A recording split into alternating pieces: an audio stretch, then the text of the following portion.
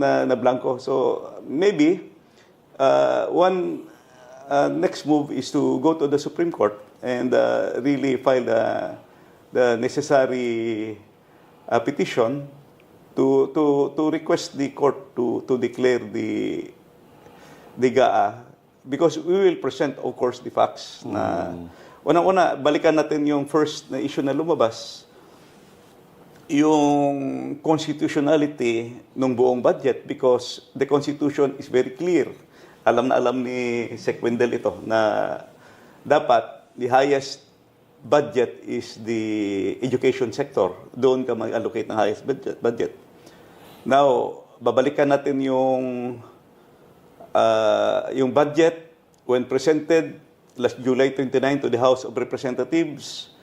Meron tayong BESF, merong isang page doon na nakasulat kung ano ang